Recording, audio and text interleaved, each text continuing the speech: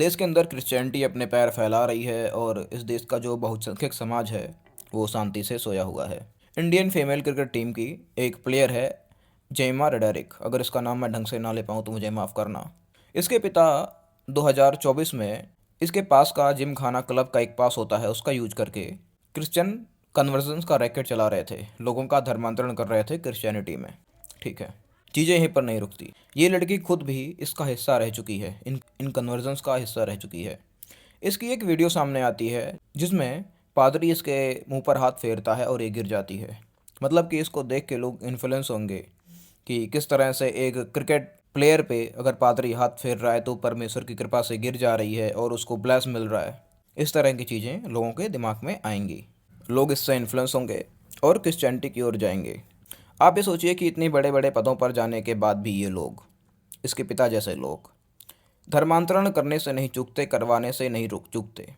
वो इस पर आंखें गड़ा कर बैठते हैं कि जहां मौका मिले वहां धर्मांतरण कराया जाए। ऐसे ही देखा हमने, भारत के आधे राज्य ईसाईयत की चपेट में आते जा रहे हैं। ऐसा नहीं है कि ईसाईयत बहुत ही अच्छा मज़हब है, कोई मॉरलिटी नाम की चीज़ नहीं है इसमें, कोई भी 1% की भी नहीं। इस वीडियो के ठीक नीचे मेरा एक क्रिश्चियन से डिबेट हुआ था, उसकी वीडियो है, आप उसको एक बार देखिएगा तो आपको समझ में आएगा कि इसमें कोई मॉरलिटी नाम की चीज़ नहीं है।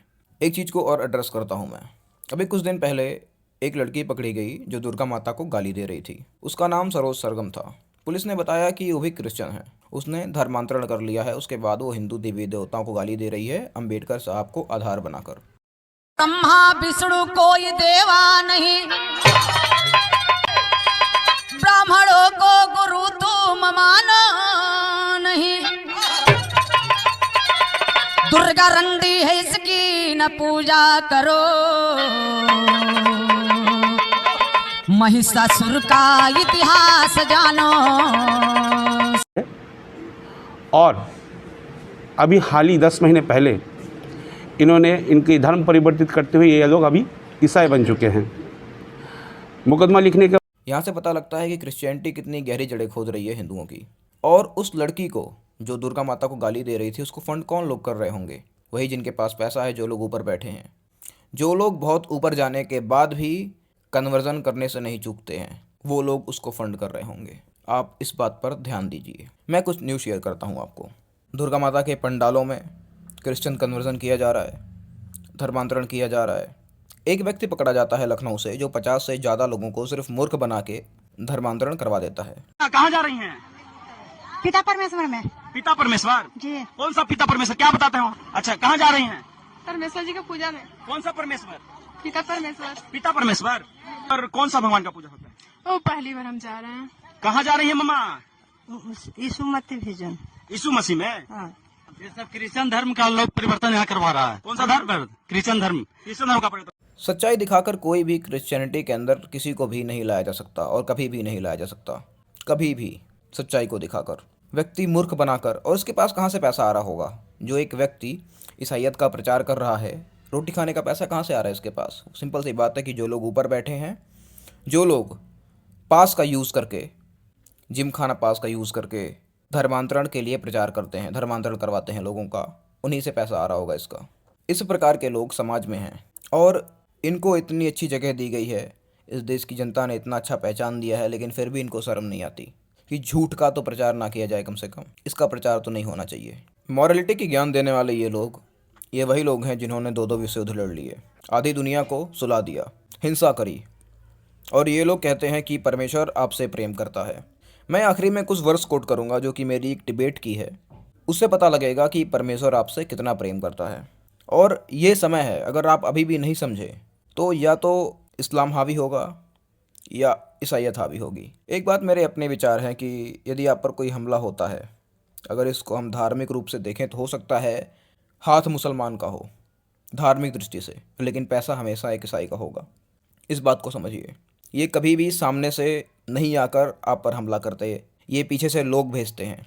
जैसे वो लड़की थी सरोज सरगम, किसी को नहीं अंदाज़ा था कि वो क्रिश्चियन होगी, लेकिन वो क्रिश्चियन निकली।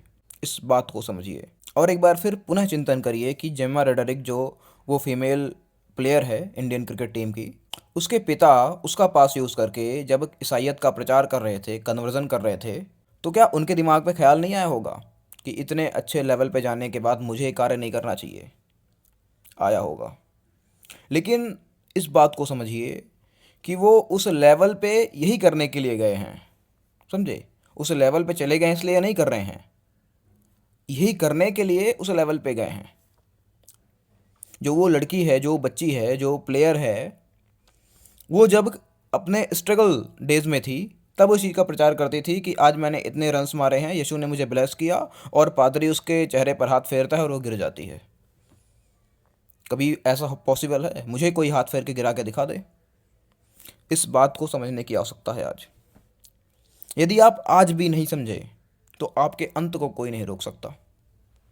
सुन लो यार, Exodus chapter number 31 verse number 7 to 11। बाप अपनी बेटी को बेच सकता है। Exodus chapter number 31 verse number 20 to 21। यदि मरने सुनो, अगर गुलाम मर जाता है तो कोई दिक्कत नहीं है। उसके बाद आता है Genesis chapter number 19 verse number 36। लूत के दोनों बेटे उसके बेटे से प्रेग्नेंट हो गई, ठीक है।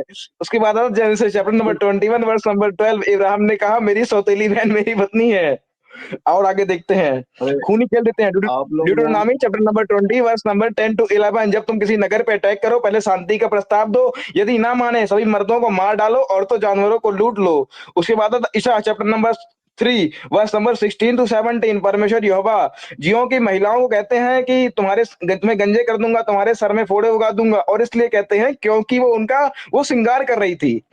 कोरिन्थी chapter number 14 verse number 34 to 35। परमेश्वर को बुरा लगता है जब कोई महिला चर्च में बोलती है। आगे देखते हैं भाई, ड्यूटरोनॉमी चैप्टर नंबर 25 वर्स नंबर 11 12। यदि दो पुरुष आपस में लड़ रहे हो, उनमें से किसी एक की पत्नी आ जाए, गुप्तांग को पकड़ ले, तो उसके हाथ काट दें, उस पर दया ना करें। Deuteronomy chapter number 13 verse number 6 verse number 1 to 6।